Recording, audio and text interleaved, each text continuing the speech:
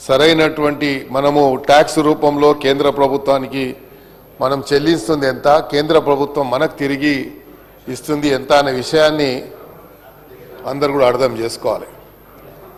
రాష్ట్రంలో మనం లక్షలాది కోట్ల రూపాయలు మనం ఇస్తే అందులో కేవలం మనకు 40% కూడా పూర్తిగా మనకు రావడం లేదు. అందరు చెప్తా ఉన్నారు ఈ రాష్ట్రము మరి ఈరోజు ఆర్థిక భారంతో ఇబ్బంది పడుతుందని. ఈ ఆర్థిక భారం ఎందువల్ల వచ్చిందనే విషయాన్ని కూడా అందరూ అర్థం చేసుకోవాల్సినటువంటి పరిస్థితి ఉంది అధ్యక్ష. ఈరోజు గతంలో జరిగినటువంటి పెద్ద ఎత్తున డిజాస్టర్ అనాలి, ఒక లెక్కలు చెప్పాలంటే ఆర్థిక భారం ఇంత పెద్ద ఎత్తున పడ్డది కాబట్టి మొన్నొక సందర్భంలో ముఖ్యమంత్రి గారు మాట్లాడుతూ సిఎస్ఆర్ ఫండ్స్ కూడా మన రాష్ట్రం నుంచి ఇతర రాష్ట్రాలకు పోకుండా అది పాలసీ తీసుకురావాలని, ఆ సిఎస్ఆర్ ఫండ్స్ అన్ని కూడా మన రాష్ట్రంలో పెట్టడానికి ఒక మ్యాండేటరీగా ఒక పాలసీ తేవాలని ముఖ్యమంత్రి గారు ఒక సజెషన్ తీసుకున్నందుకు దానికి నేను ముఖ్యమంత్రి గారికి ఈ సభ ద్వారా వారికి ధన్యవాదాలు తెలియజేస్తున్నాను అధ్యక్ష. అయితే ఈరోజు మనం చూస్తున్నట్టయితే అధ్యక్ష, ఇతర రాష్ట్రాల నుంచి మనకు వచ్చేటువంటి మన సెంట్రల్ గవర్నమెంట్ కానీ వేరే కంపెనీలు రిలయన్స్ కానీ ఈరోజు పెట్రోల్ విషయంలో ధరలు పెంచిన విషయంలో కానీ మిత్రులు పయాల శంకర్ గారు మాట్లాడుతూ ఢిల్లీలో ఎన్నికలు లేకపోయినా ఈరోజు ఈ పర్సెంటేజ్ ఉంది, గుజరాత్లో ఈ పర్సెంటేజ్ ఉంది, ఇతర రాష్ట్రాల్లో ఇలా ఉంది.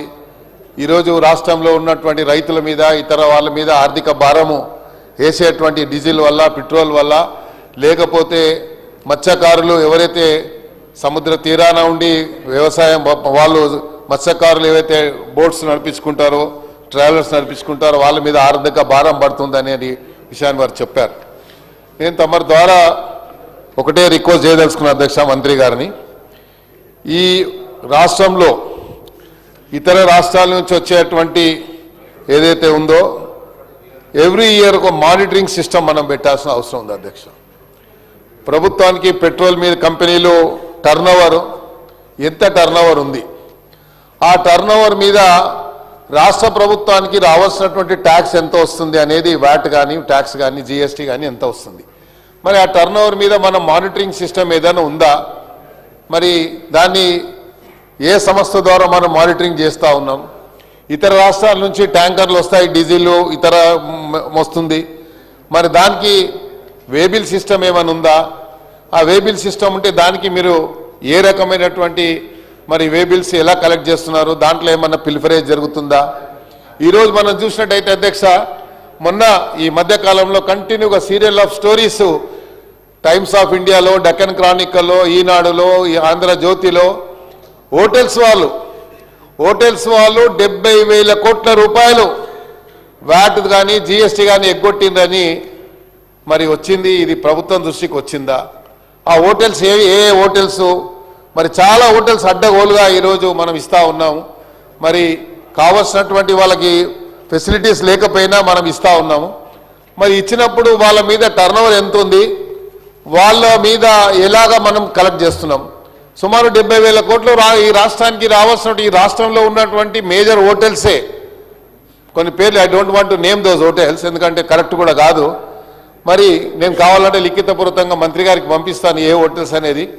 ఒకటే హోటల్ వాళ్ళు మన ఇన్కమ్ ట్యాక్స్ వాళ్ళు రేట్ చేస్తే నేను అనుకుంటాను వాళ్ళ దగ్గర సుమారు 60 నుంచి 70 కోట్ల రూపాయలు నగదు క్యాష్ దొరికింది. అదేవిధంగా ఈ రాష్ట్రానికి రావాల్సినటువంటి జిఎస్టీ వ్యాట్ విషయంలో చూసినట్టయితే సుమారు 26,000 కోట్ల రూపాయలు వీళ్ళందరూ కూడా ఎగ్గొట్టినట్టుగా, అంటే పిల్ఫరేజ్ జరిగింది అని చెప్పి కూడా పత్రికలో వచ్చింది అధ్యక్ష. ఇవన్నీ పేపర్స్లో వచ్చాయి. నేను చెప్పిన పేపర్స్ చెప్తున్నాను, టైమ్స్ ఆఫ్ ఇండియా, డెక్కన్ క్రానికల్లో, ఆంధ్రజ్యోతిలో, ఈనాడులో ఇవన్నీ పేపర్లలో వచ్చినాయి. సీరియల్ ఆఫ్ స్టోరీస్ ఒకరోజు రాలేదు అధ్యక్ష, కంటిన్యూగా వచ్చాది. ఇదే దాన్ని మళ్ళీ కేంద్ర ప్రభుత్వాన్ని సుమోటోగా తీసుకొని అక్కడ కూడా చేస్తే కేంద్రంలో కూడా అక్కడ కూడా సుమారు 1,00,000 కోట్ల పైచీలకు మరి పిల్ఫరేజ్ జరిగింది అని సమాచారం వచ్చింది అధ్యక్ష. దాన్ని ఈడీ కూడా సుమోటోగా తీసుకుందని కూడా ఇక్కడ పేపర్లో చదివాను అధ్యక్ష.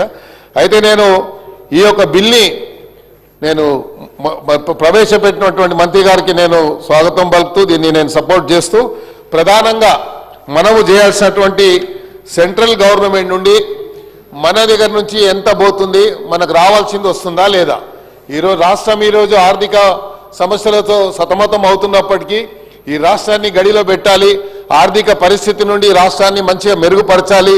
మరి ఈరోజు గతంలో ఈ రాష్ట్రం ఒక ఇది మరి బ్యాంక్రప్ట్లో ఉంది అన్నటువంటి పరిస్థితి వచ్చినప్పుడు ఈ రాష్ట్రాన్ని పూర్తిగా సర్వతోముఖ అభివృద్ధి చేయాలన్నటువంటి ఒక ఆలోచనతో ముఖ్యమంత్రి గారు ఒక దీర్ఘకాల ప్రణాళిక సిద్ధం చేసుకొని పోతున్నటువంటి ఈ తరుణంలో పేద ప్రజల మీద ఆర్థిక భారం వేయాలన్నటువంటి ఆలోచన ఈ ప్రభుత్వంకు ఉందని అనుకోవడం లేదు అధ్యక్ష.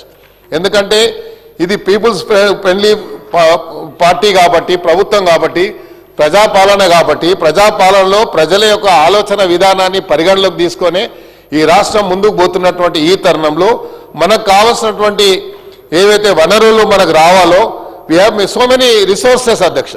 అవన్నీ రిసోర్స్ ఉంటే అన్నీ కూడా మనం తీసుకున్నప్పటికీ కూడా అన్నీ అల్టిమేట్లీ ఇంతకుముందు వాటి కానీ జిఎస్టీ అన్నీ మనం ఉంటే జిఎస్టీ కింద కేంద్ర ప్రభుత్వం తీసుకున్న తర్వాత మనకు రావాల్సింది మనకు రాకపోవడం వల్లనే ఇవన్నీ సమస్యలు మన ఉత్పన్నమైనాయని చెప్పడంలో ఎలాంటి అనుమానం లేదు. కాబట్టి కేంద్రం నుండి మా బీజేపీ సభ్యులతోనే కోరేది ఒకటే, కేంద్రం నుంచి మనకు రావాల్సింది ఎప్పుడు కూడా ఒక కేంద్ర మంత్రి గారు ఇక్కడ చెప్తా ఉంటారు, మేము ఇంత డబ్బు ఇస్తున్నాం, ఇంత చేస్తున్నామని చెప్పారు, గతంలో కూడా మేము ఇంత నిధులు ఇచ్చామని చెప్పారు. కానీ లిఖితపూర్వకంగానే ఎక్కడ కూడా వారు చెప్పడం లేదు. మళ్ళీ ముఖ్యమంత్రి గారు ఎంతసేపు వైట్ పేపర్ పెట్టండి, కేంద్ర ప్రభుత్వం ఎంత ఇస్తుందని చెప్పి ముఖ్యమంత్రి గారు చాలా సందర్భాల్లో చెప్పారు, డిబేట్లో పార్టిసిపేట్ చేయండి, డిబేట్లో మీరు వస్తే ఈ రాష్ట్రానికి కేంద్ర ప్రభుత్వం ఏం సాయం చేస్తుందో మేము చెప్తామని చెప్పారు. కానీ ఎక్కడ కూడా వాళ్ళు రాలేదు అధ్యక్ష. అయితే నేను ఎవరో విమర్శించాలని కాదు, ఈ రాష్ట్రానికి కావాల్సినటువంటి సరైనటువంటి ఒక కన్స్ట్రక్టివ్ సజెషన్స్ ఇచ్చేటువంటి బాధ్యత ఈ రోజు ఉన్నటువంటి సభ్యుల మీద ఉంది అధ్యక్ష. గతంలో పురుషోత్తమరావు గారు ఒక సజెషన్ ఇచ్చారు, అప్పుడు ఒక కమిటీని ఫామ్ చేసిన తర్వాత రాష్ట్రానికి ఆదాయం వచ్చింది. ఆ రోజు నేను కూడా సభలో ఉన్నాను అధ్యక్ష, ఆ రోజు నేను కూడా శాసనసభ్యుడిగా ఈ సభలో ఉన్నాను. అయితే అలాంటి సజెషన్స్ ఎప్పుడే కానీ ప్రభుత్వం ఒక కన్స్ట్రక్టివ్ సజెషన్స్ని ఎక్స్పెక్ట్ చేస్తుంది ఆపోజిషన్ నుంచి. ఈ రాష్ట్ర ప్రభుత్వం కేవలం పేద ప్రజల మీద ఆర్థిక భారం వేయాలని, లేకుంటే పేద ప్రభుత్వం నడ్డి విరగొట్టేటువంటి మరి ప్రయత్నం చేస్తుందని, మరి రాష్ట్రంలో ఏ రాష్ట్రంలో ఎన్నికలు లేనప్పుడు ఈ రాష్ట్రాల్లో మేము ఇంత చేశామని చెప్పారు.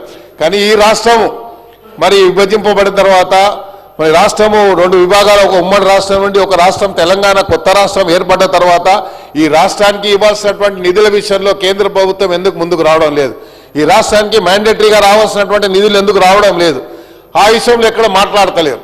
కాబట్టి నేను మంత్రి గారితో కోరేది ఒకటే, ఈరోజు జిఎస్టీ వల్ల ఈ యొక్క వేరే పెట్రోలియం కంపెనీసే కానివ్వండి, లేకుంటే వేరే మన ఎక్సైజ్ ద్వారా వచ్చేటువంటి ట్యాక్స్ కానీ, ఇతర ద్వారా వచ్చేటువంటి మన ట్యాక్స్ల విషయంలో కానీ ఈ పిల్ఫరేజ్ని ప్రధానంగా మనం చేయాల్సిన అధ్యక్ష, పిల్ఫరేజ్ని మనం అరికట్టినప్పుడే ఈ రాష్ట్రానికి ఏదైతే గండి కొట్టేటువంటి ప్రమాదం జరుగుతుందో దాని నుండి ఈ రాష్ట్రాన్ని మనం కాపాడుకోగలుగుతాం. పెద్ద ఎత్తున పిల్ఫరేజ్ జరుగుతుంది అధ్యక్ష. చాలా డిపార్ట్మెంట్, చాలా ఈ కంపెనీలో కేవలం మన పెట్రోల్ డీజిల్ మీద ఈరోజు మాట్లాడుతున్నాం. ఓకే, పెట్రోల్ డీజిల్ సమస్య ఈరోజు ఎందుకు వచ్చింది అధ్యక్ష? ఇరాను, ఇజ్రాయెల్, యుఎస్ ఈ వార్ వల్ల ఈ సమస్య కొంచెం ఉత్పన్నమైంది. మన ప్రధానమంత్రి గారు పార్లమెంట్లో స్టేట్మెంట్ ఇచ్చారు. బట్ దానివల్ల ఏదో రాష్ట్రానికి లాభమైందని నేను అనుకోవడం లేదు అధ్యక్ష. ఒక స్టేట్మెంట్ వల్ల వచ్చిందని కాదు, ఈ రాష్ట్రాలకు మేము ఇంత ప్రొడక్షన్ ఉంది, ఇంత ఈరోజు మన దగ్గర స్టాక్ ఉంది, మనం ఆల్రెడీ మనము ఈ పొజిషన్లో ఉన్నామని చెప్పి ఎక్కడ కేటగిరికల్గా రాలేదు అధ్యక్ష ఆ స్టేట్మెంట్లో. సో మేము క్రిటిసైజ్ చేయడం లేదు. కాకపోతే ఈరోజు అందుకనే మన డిపార్ట్మెంట్, మన మంత్రి గారు స్టేట్మెంట్ ఇచ్చారు, ఈ రాష్ట్రంలో పెట్రోల్ కానీ డీజిల్ కానీ ఎక్కడ కూడా కొరత లేదు అన్నందుకు నేను వారికి ధన్యవాదాలు తెలియజేస్తాను. ముఖ్యమంత్రి గారు చెప్పారు, మా సిపి హైదరాబాద్ కూడా చెప్పారు, మాకు మిగతా అధికారులు కూడా చెప్పారు అధ్యక్ష. అయితే మన రాష్ట్రానికి కావాల్సిన